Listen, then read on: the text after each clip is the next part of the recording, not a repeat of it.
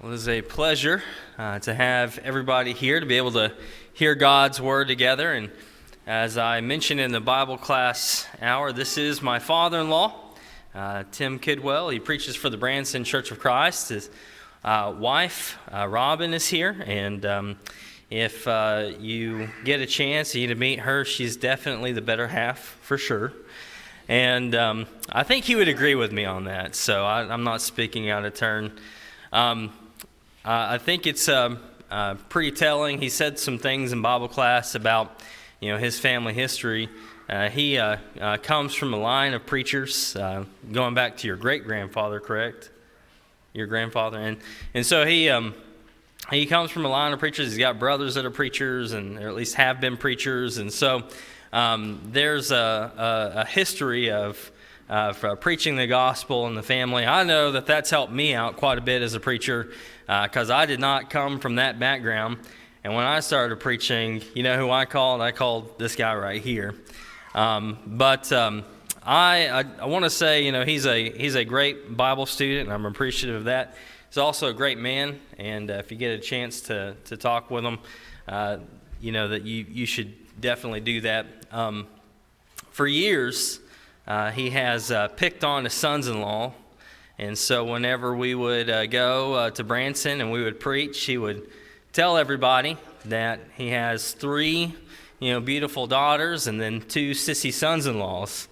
And he said that for so long, then somebody got up and said, hey, girls tend to marry people like their dads, And so one time he goes and I remember me and my brother-in-law, John McCormick, were sitting on the front row, and he gets up and he starts to, introduce one of us, I think, and he says, well, someone told me this, and so I've got a couple of really strong, handsome sons-in-laws, and so he started laying like that, and then John spoke up and goes, hey, maybe we are sissies, I don't know. So, but I'm just so appreciative of him being able to be here and to be with us. And you need to listen to what he says because he's going to preach right from God's Word. And so please come and preach for us.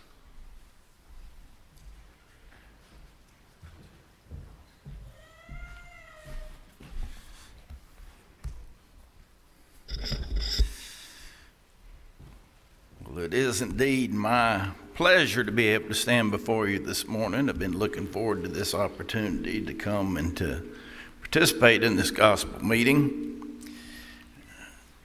I've been praying about it, and I trust that you have also.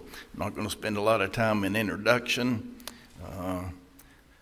Matt told you about somebody that I've never heard him talk about before, so we both got to meet somebody this morning. So. The lesson we have here on PowerPoint. I didn't know I was going to have it on PowerPoint because I couldn't get it to come up on my computer to send it to Matt. And so I studied as though I was going to preach without PowerPoint. And then when I got here, Matt said, well, let me see. And I said, it won't work. And there it is. Yeah. And so I'm going to preach with my PowerPoint, and since I haven't refreshed my memory about the slides, I hope that doesn't interfere with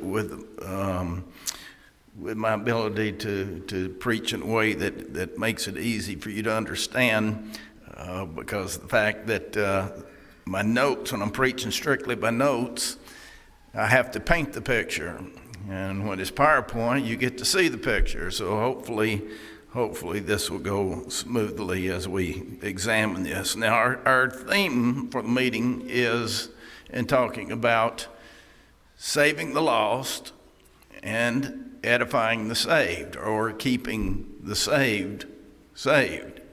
And our lessons today, I've intended to, based upon my assignments, to speak to the church about things that we need to be concerned about when it comes to our obeying God's command to be evangelistic. And our lesson this morning was talking about the fact, some of the obstacles that we might have as we try to have Bible studies with our friends and loved ones. And the next two lessons will have something to do with the church. This has to do with our understanding just exactly who the lost are according to the definition of Jesus.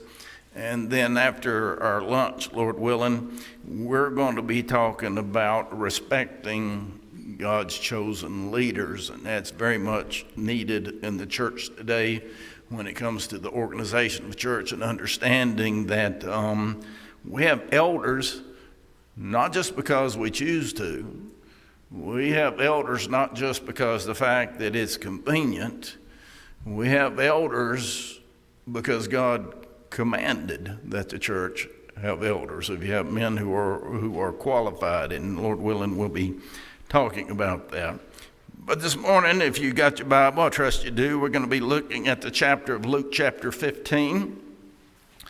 Luke chapter 15, we will be looking at the entire chapter. Now, what we're going to see here in Luke chapter 15, there's 3 parables, and the Lord's going to give us 4 lessons from those 3 parables. And it begins in verse 1 by we reading, "Then all the tax collectors and the sinners drew near to him to hear him. And the Pharisees and scribes complained, saying, 'This man receives sinners and eats with them.'" So when we hear somebody talk about the word sinner, we might immediately just think, well, we're talking about someone that is living in open rebellion to God. And certainly that person is, by definition, walking in darkness. He is a sinner. And so Jesus is being accused of being around the people that everybody that would look at them and say, "Oh, we know that these people are sinners. Why does he have anything to do with them?" But if you look here in verse 3, it says, "So he spoke this parable to them." Now here's what we need to understand from here on out to the end of this chapter. Everything that Jesus is saying has to do with the fact that he knows that they're thinking in their hearts, he eats with sinners. And so he said,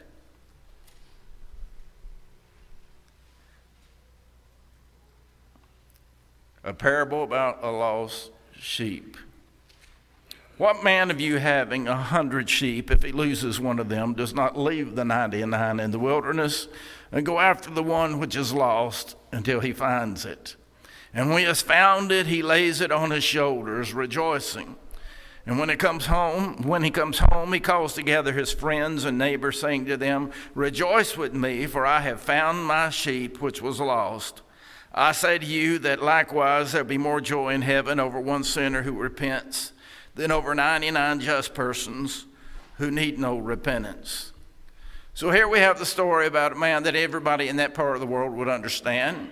He's a shepherd, and so he has the sheep that he is taking care of. In that part of the country, the sheep follow their shepherds. They didn't have dogs that pushed them. Shepherds knew their sheep by name. They gave them a name. Shepherds tried their best to be among those that were giving birth, so that the first contact that new lamb would have would be with the shepherd, so that they would grow up loving and trusting, wanting to be around the shepherd. And so where the shepherd went, the sheep would follow. Well, this man, one day, he has lost one of his sheep. Now, sheep want to be around each other.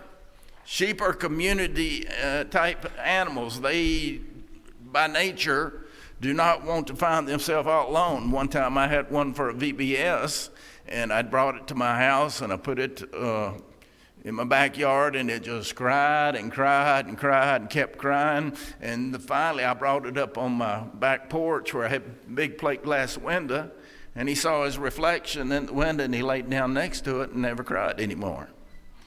He wanted to be around. Sheep want to be around sheep. They don't want to be by themselves. Well, for some reason in this particular story, we know that this sheep didn't wake up one morning and say, "You know what, I don't like my shepherd, I'm running away." He didn't say, "You know what, I don't like those other sheep, I'm going to run away. Today I am leaving." No, what happens is sheep just do sheep things. And what is that? Well, there's something to eat. I think I'll eat it. Well, look at there. That clump of grass looks good too. And there's some there, and he's going up the hill and down the hill and into the valley. And the next thing you know, he gets his belly full and he looks up and he says, where'd everybody go? You see, the sheep did not get lost because they wanted to get lost. He was just taking care of sheep business. He was just doing what sheep do. Well, you see, sometimes we just are taking care of people business. It's not that what we're doing in and of itself is wrong, but we see something that, oh, that's important to me. I need to do that. I need to do this. And we get involved in things that have to do with the world. People business, as I say, in and of itself may not be sinful, but because of the fact that they distract us from our shepherd, they distract us from our church family. One day we look up and we go, where'd everybody go? You see, people don't normally just wake up. Brethren don't normally just wake up one morning and say, you know what? Today I'm going to quit praying. Today I'm going to quit reading my Bible. Today I'm going to quit attending the services of the church. I'm not going to go worship anymore. Today I quit. That's generally not how it happens. Brethren just get distracted with people business. Paul in Galatians chapter 5, verses 7 through 9, and talking to those brethren said, you ran well. You were doing so good at living the way God would have you live. Who distracted you? Who hindered you? This distraction did not come from the one that caused you. You see, we just get involved in just doing what comes natural. And then we find ourselves suddenly all alone. Well, how did the sheep find its way back home? Well, we read that the shepherd, he put the 99 up and he went looking for that sheep. And when he found it, he got up close to it, got that stick, and he got it up and he says, you bad sheep, you need to get on home, you sorry good for nothing varmint. I'm so tired of coming here looking for you. You're always wandering off like that. Isn't that what we read? No, what we read was he's able to walk right up to that sheep, pick it up, and put it on his shoulders. Now, here's something to think about. You ever smelled a sheep? I have. I even gave a couple of them a bath a time or two. That's no fun either. Sheep stink. They've been out in the field, they're not normally getting baths. They don't give each other baths. They don't stay clean. They're dirty. And here the shepherd picked up that sheep. He didn't put a rope around his neck and pull it home. He didn't just say, here, follow me like you're supposed to and lead it. He picked up that sheep, put it on his shoulders right up next to his face, and made sure it got home. He wanted to make sure that sheep got home. The sheep didn't run away when he saw a shepherd coming. Remember, the sheep didn't want to be separated. He was happy, I'm sure, to see the shepherd. Sheep don't run away. They just wander away, and they need help to find their way back home. Well, let's suppose brethren in our church family have been distracted. Been distracted by what kind of things? Well, in Luke chapter 10, we read about Mary and Martha and how the Lord is at their home. And Martha's preparing a meal and Mary's sitting at his feet. And Martha, I can just see her coming through every once in a while. And she's looking at Mary, because she needs to be helping in the kitchen. You need to get in here, walk by and kind of give her a kick, And finally she's had enough and she's basically scolding the Lord because, Jesus ought to know that Mary's place being there, being a good hostess. Lord, will you not tell Mary to come in here and help me, as I paraphrase? And Jesus said, Martha, Martha, you are worried and troubled over many things. But only one thing is needed. And Mary has chosen the better part. You see, Martha was doing something that was not in and of itself wrong, but under the circumstances, she had an opportunity to do something that was more important. What's more important than taking care of your guest? Anything that has to do that's going to help us to go to heaven is more important.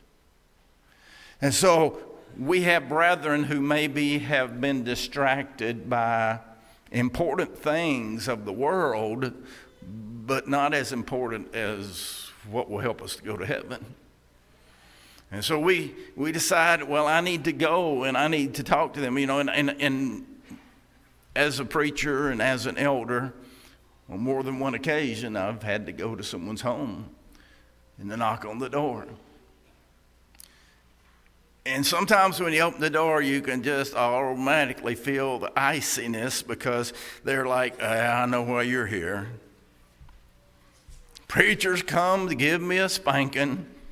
Not only is it the preacher, he's also an elder. So the preacher elder has been here. He's going to give me a spiritual spanking. Well, let me have it. Well, if we're not careful, we might just come in there and say, I'm here because you're not living the way God would have you to live, and your soul's in jeopardy. And if you were to die right now, you would go to hell because you are a bad Christian.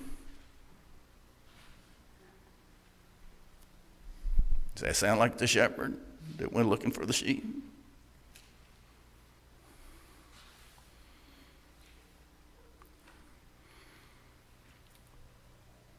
With gentleness,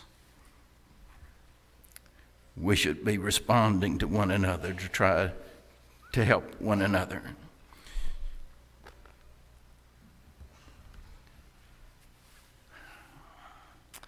There's been more than one occasion as an elder where I have gone to visit somebody and I had to begin by saying,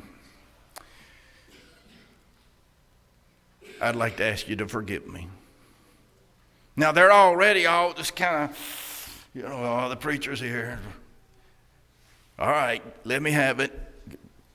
First thing I need to do is ask you to forgive me. What? I thought I was the one that was in trouble here. I need to forgive you. Yeah. For quite some time, I've realized that there is something that has distracted you.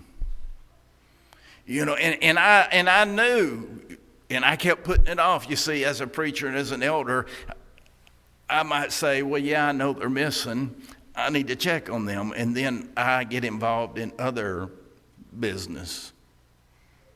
Not sinful things, maybe even things that I need to be doing as a preacher elder, but I decide I need to do this rather than this. And I keep saying, well, maybe I'll see them, but I need to take care of this. And then finally I'm like, wow, I'm accountable. I need to go see what I can do where that brother or sister's concerned. And so I have to say, would you forgive me for not coming sooner? And I've never had anybody say, well, shame on you. You should have been here sooner. And no, I don't forgive you. Never had that. It's been, well, yeah, okay, yeah, Brother Kid, well, I forgive you. I said, would you pray with me?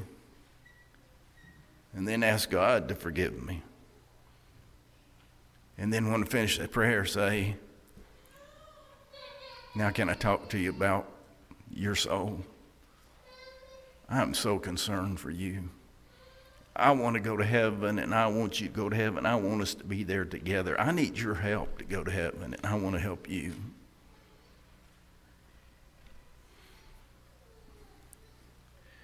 James 5, verse 19-20. James says, brethren, if anyone among you wanders from the truth, and someone turns him back, let him know that he who turns a sinner from the error of his way will save a soul from death and cover a multitude of sins. Notice he used the word wanders. Brother, sister, didn't just turn their back on God. They wandered away. Galatians 6 verse 1, Paul said, "Brethren, if a man is overtaken in a trespass, ye who are spiritual, restore." Now, first of all, understand the word restore has a medical meaning behind it, which means to set the bone. Now, if you've ever had a bone broken that had to be set, no matter how gentle the doctor may have tried to be, he still had to use some force where there was some pain involved. It hurt. And sometimes when we're talking to a brother or sister that's been overtaken in a trespass, it hurts to talk about it. But there's a difference between the doctor that says, "Oh, hush up, quit your whining. You should have been more careful. You wouldn't have got hurt, and jerk that said that, what kind of bedside manner you want to go back to him?" Or when the doctor, it's like the time when it was autumn. She split her lip open, and we had to take her to the doctor. And the woman doctor there said she needs stitches. And so I'm laying on top part trying to hold her hand still and keep her from wiggling her head, keep her head like this. And my wife, Robin, she's got her feet, and we're trying to make sure she's still so that the doctor can stitch her up. And Autumn, every time she'd stick it in, Autumn would say, "Almost through, doctor, almost through." And the doctor had tears in her eyes as she was stitching her up. She knew it was hurting the patient, and it was hurting her to know that she was hurting her, but she knew she needed to do that for her own good. Our brethren ought to know that it hurts for us to have to come and talk to them about things that they need to do to be right with God. And that way we can, as in verse 2, Galatians 6 says, bear one another's burdens and so fulfill the law of Christ. But then there was another. Jesus said, let me tell you about a lost coin. Now they're going to be looking and going, he eats with sinners. He goes, well, let me tell you about the woman with the 10 pieces of money. What woman having 10 silver coins, as she loses one coin, does not light a lamp, sweep the house, and search carefully until she finds it? And when she has found it, she calls her friends and neighbors together, saying, rejoice with me, for I found the piece which I lost. Likewise, I say to you, there's joy in the presence of the angels of God over one sinner who repents. What is he talking about? Woman with 10 pieces of money. Well, most likely this had to do with the custom of that day of women. They actually would, it was kind of a dowry that went with them, and they would wear it on a chain around their head so that as they went out in public, young men could, well, how much is she worth? And it was actually important to that young woman to have her dowry. And she'd lost 1/10 of it. And that's why she's sweeping her house. That's why she has an urgency. This is important to her to go to find that piece of money that has come loose. Lights a lantern, we're told, sweeps her house until she finds it. Now, let's talk about it just a moment. I've got a quarter right here in my hand. It's supposed to be worth 25 cents in American money. And let's suppose that I take this and I'm going to put it in my pocket, but I miss my pocket. I don't realize it, and my coin rolls off over there underneath the bench. How much is the quarter worth? You say it's worth 25 cents. Well, face value is 25 cents, but how much is it worth to me? Nothing. Why? because without it being in my hand, it's worthless. Oh, it has the value of 25 cents, but it's worth less to me because I can't use it. Every soul has the same amount of value, but until we're in the hands of our owner, our soul is worthless as far as doing any good for the Lord. Now the coin, it doesn't know it's lost. See, the sheep knew it was lost. The coin is lost, but it doesn't know it's lost. You say, well, of course it doesn't. It's an inanimate object. Well, that's what the Lord is using it for us to realize there are people out there who are lost, who have value, but they don't know they're lost. And so it takes us who have the information that's been given to us to seek and save the lost, to light the world by the gospel message, and to search so that we might be able to teach and help those. We're to go into the whole world and preach the gospel. And the point is, brethren, those that are lost will lose their soul. And the devil's going to try to make us think, well, you know, these people that you're working with, they're good moral people. Let's find somebody that really needs the gospel. If the quarter's not in the hands of the owner, it does no good for the owner. If the soul is not in the hands of the owner, the creator, then it does no good for the creator. Every one of us have family, friends, associates, in which they're good moral people, but they're lost. And so there should be, remember, he eats with sinners. Well, who are sinners? Well, the sinner might be just a brother or sister that wandered away, that needs help coming home. He eats with sinners. Well, who's the sinner? The sinner is people that don't even know they're lost. And it takes those of us who know what the Lord would have us to do to seek and save. How many coins are slipping through our fingers? Then there's one last parable that the Lord gives. Begin at verse 11. Then he said, a certain man had 2 sons, and the younger of them said to his father, Father, give me the portion of goods that falls to me. So he divided to them his livelihood, and not many days after, the younger son gathered all together, journeyed to a far country, and there wasted his possessions with prodigal living. But when he had spent all, there arose a severe famine in that land, and he began to be in want. Then he went and joined himself to a citizen of that country, and he sent him into his fields to feed swine, and he would gladly have filled his stomach with the pods that the swine ate, and no one gave him anything. Now, let's pause right there for just a moment. He eats with sinners. Well, let me tell you about the man who had 2 sons. The first one, the younger son, he wanted his inheritance, and he took it, and he went into the far country, and he wasted his blessings. Where are you going with this? Verse 17 through 24.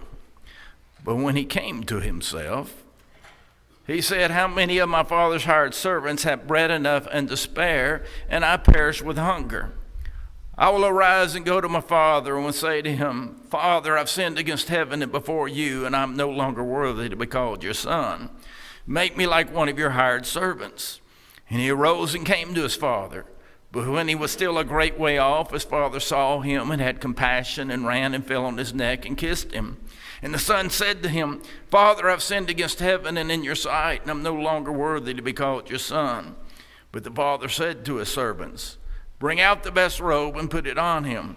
Put a ring on his hand and sandals on his feet, and bring the fatted calf here and kill it. And let us eat and be merry. For this my son was dead and is alive again. He was lost and is found. And they began to be merry. What was the problem here? Well, we've got a son who chose to run away. He didn't wander away. He wasn't like the coin that was lost and didn't realize it was lost. This young man knew exactly what he's doing. He chose to go into the far country and live in rebellion to his father. Now, you think about it. When the sheep was lost, the shepherd went looking. When the coin was lost, the woman looked. When the son was lost, the father stayed home. And somebody might say, well, that just don't seem right. How is a sheep and a coin worth more than the son? He's not. It's just that, as we see here, the son had chosen to live in rebellion. What happens if you have a rebellious child? They don't want to live at home, and you go and you take them against their will and you bring them back home. What are they going to do? They're going to leave the first opportunity that they give or continue to live in rebellion at home. You see, he chose to live in rebellion. He said, well, but at least the father, he should have at least gone looking for him. Understand something. The father knew exactly where he was.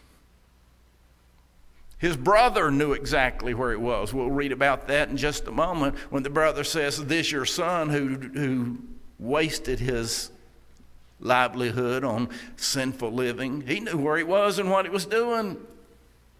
So why didn't they help him? You see, that's what some brethren would think. Well, you know what we need to do? Maybe we can nice them back home by helping them during this hard time. Notice verse 16.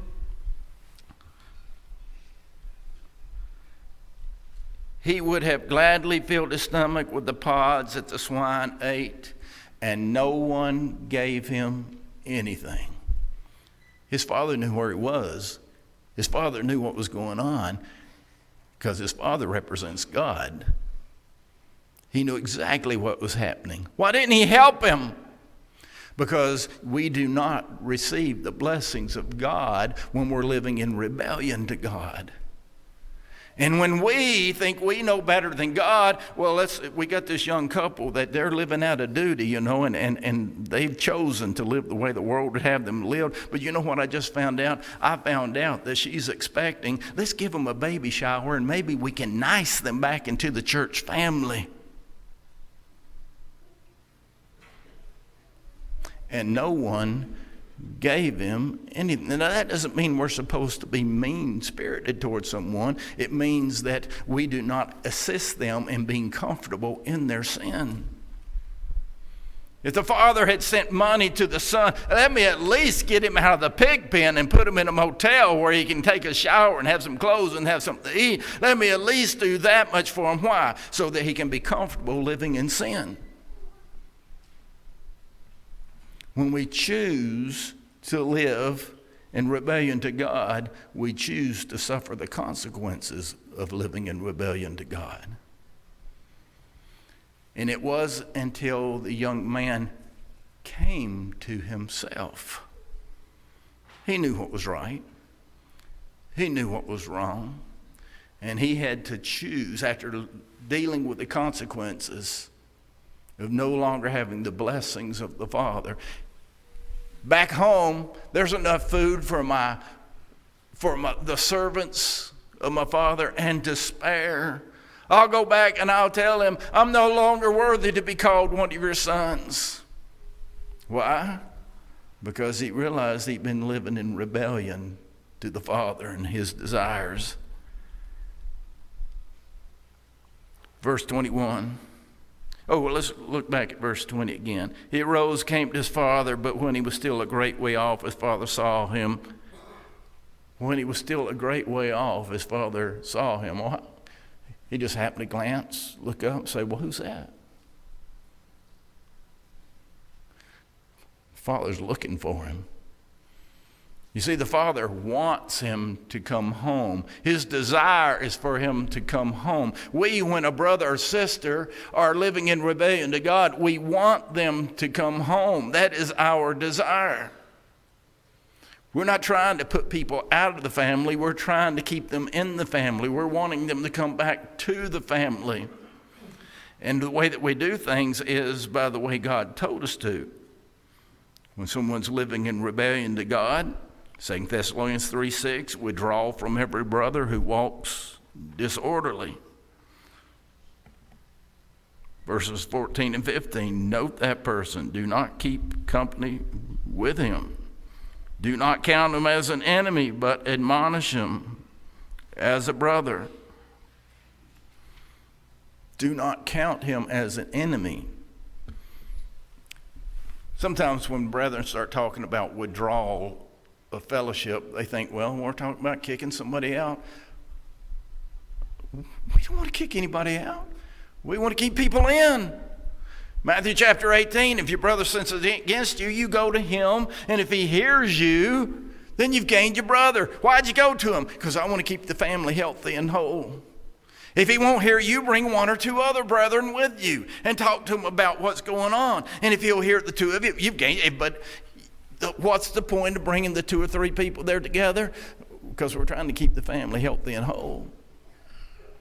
But if he won't hear the 2 or 3, take it to the entire church family and ask the entire church family to get involved and to try to persuade this brother or sister that we love them and we want them to come home, that their soul's in jeopardy. But if they will not hear the family, Jesus says you treat them like a heathen or a tax collector. That doesn't mean that we act as though we don't like them and there's a mean-spirited and we feel badly towards them. That's just talking about a relationship. They didn't socially have heathens and tax collectors. Hey, you want to come and eat at my house tonight? And then we can go fishing, we go hunting, we can enjoy. They didn't have that kind of social relationship with one another because of the fact that this person's living in rebellion to God. Jesus says you can't have that kind of relationship with him. We don't enjoy that. So what's that mean? The brother that I go fishing with, hunting with, and he says, hey, we're going hunting. The deer season's about to start. We're going to do what we always do. There's nothing I'd like to do more than that. There's nothing I'd like to do more than to be able to go hunting with you. But brother, your soul's in jeopardy. You're living in rebellion to God. You're not in fellowship with God, and so you can't be in fellowship with me. That breaks my heart. Please come home. You see, he's not my enemy, but I admonish him as a brother. When we withdraw our fellowship, it's not to put them out, it's to make them want to come in. For them to see what they're missing from the family. And no one gave him anything. Why didn't he go looking? Well, see, the problem is this wasn't a sheep that strayed away. This was an old billy goat that just wanted to butt heads. And we as people, we don't know the difference until we go speak to them to find out who it is that we're dealing with. So he lived in that open rebellion. And he came to himself, and the father ran to him. But there was an older brother still at home. He didn't go into rebellion. He was living the way God would have him to live. Verse 25, his father would have him to live as far as his behavior. Now his older son was in the field, and as he came and drew near to the house, he heard music and dancing. So he called one of the servants and asked what these things meant. And he said to him, your brother has come, and because he's received him safe and sound, your father has killed the fatted calf. But he was angry, and he would not go in. Therefore his father came out and pleaded with him. So he answered and said to his father, lo, these many years I've been serving you. I've never transgressed your commandment at any time. And yet you never gave me a young goat that I might make merry with my friends. But as soon as this son of yours came, who's devoured your livelihood with harlots, you killed the fatted calf for him. The father said, son, you're always with me. All that I have is yours. It was right that we should make merry and be glad, for your brother was dead, is alive again, was lost, and is found.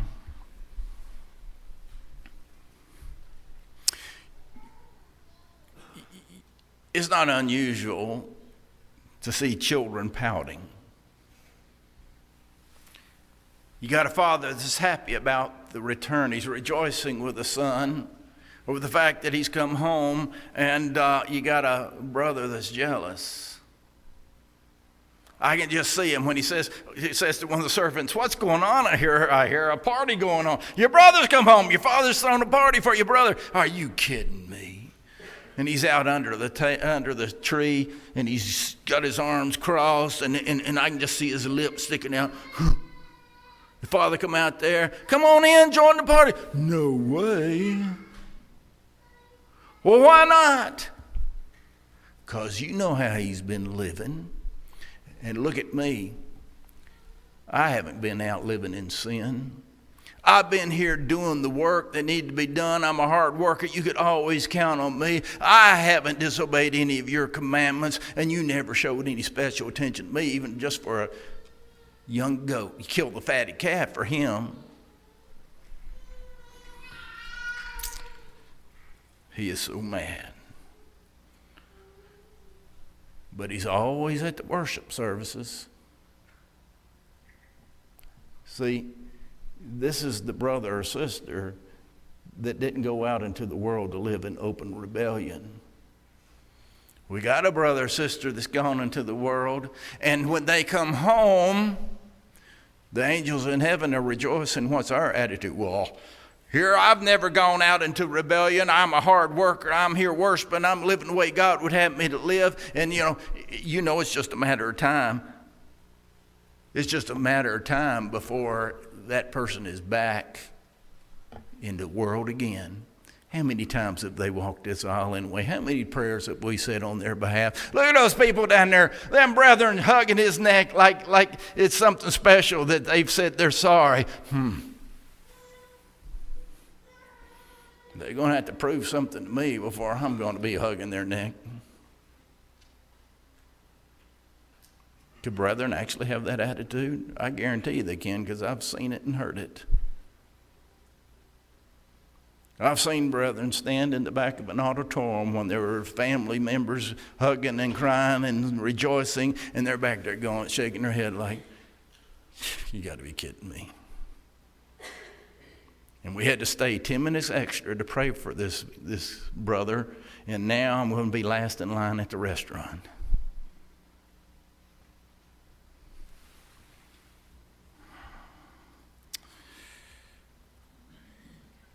He's not among the worldly. He's at his Father's house. He's not living in sin. He's obedient, not outward sin anyway. He's not lazy. He's a hard worker. He's at home, but he is lost. Why? 1 John 4:21, he who loves God must love his brother. John 13:35, by this everyone will know that you are my disciples, that you love one another. 1 John 4:7, beloved, let us love one another, for love is of God, and everyone who loves is born of God and knows God. Now, surely nobody would stand in the back of this auditorium and have an attitude, especially after I preached about it.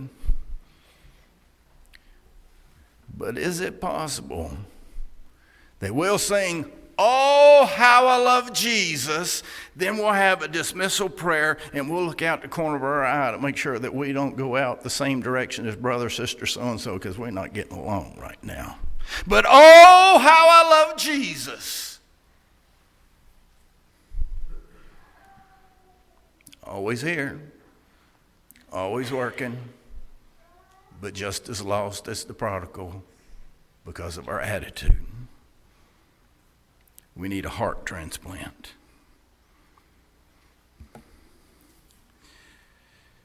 He eats with sinners. Well, who are they? Well, they might be just a brother or sister that has been distracted, wandered away, and they need some help to get home. He eats with sinners. Well, who are they? They might be people that don't even know they're lost, that need us to seek and save. He eats with sinners. It might be somebody in rebellion that we need to practice New Testament discipline so that we might get their attention to cause them to want to come home. He eats with sinners. It might just be like those scribes and Pharisees who look down their nose at others and say, well, look how bad they are, and look how good we are, and look at what we do for God. And because our attitude is wrong, we're just as lost.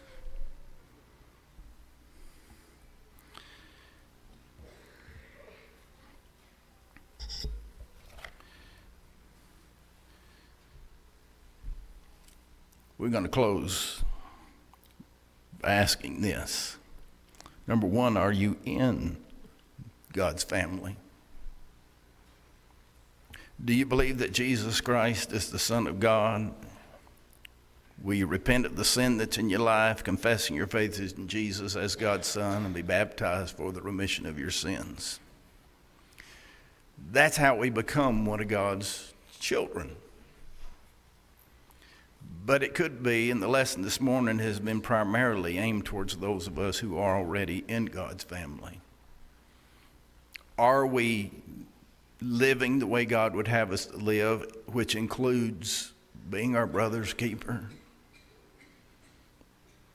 If you look to your left, to your right, in front of you, or behind you, is there someone missing that has been there in the past but they're not here today and maybe haven't been here for a while?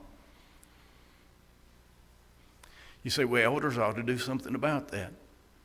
Ye who are spiritual ought to restore such a one, is what Paul told the churches at Galatia. Well, let me ask you this.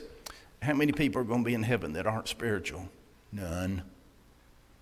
So when he says, ye who are spiritual, restore that one that has fallen away, is that elders only? If they're the only ones that are spiritual, that's who he's talking to. But any of us that plan on going to heaven must be living a life that is spiritual. So that's all of us. So who's missing that you know is missing that you haven't ever checked to see, is there something going on? Something I can help you with? I'm concerned about you. I want to go to heaven and I need your help. I miss you. Have we been distracted by our own people business, our own families? Our physical families sometimes can become so important that they take the priority over our spiritual family. You remember when the people came to Jesus and said, your mother and your brothers and sisters, they're out there, they're calling for you. And he says, well, who is my family? Who are my family? It's going to be those that are wanting to do the will of the Father who's in heaven.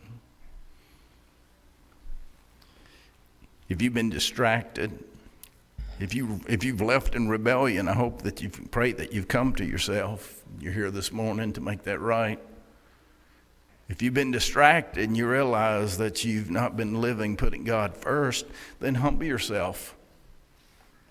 Humble yourself. James says if we humble ourselves inside the Lord, he lifts us up. Lifts us up from what? From falling down in sin. The real shame is not that we have fallen in sin. The real shame would be that we allow some human emotion to interfere with our willingness to humble ourselves. What are people going to think? What are people going to say? I'm going to be so embarrassed. While the angels in heaven are rejoicing, the Lord is rejoicing. Your brothers and sisters are rejoicing. Anybody that has a bad attitude, they're the ones that have the problem, not you. Because you see, we're a family. It's all about going to heaven. It's all about going to heaven, isn't it? If you had need to respond to the Lord's invitation, we encourage you to come as we stand and sing.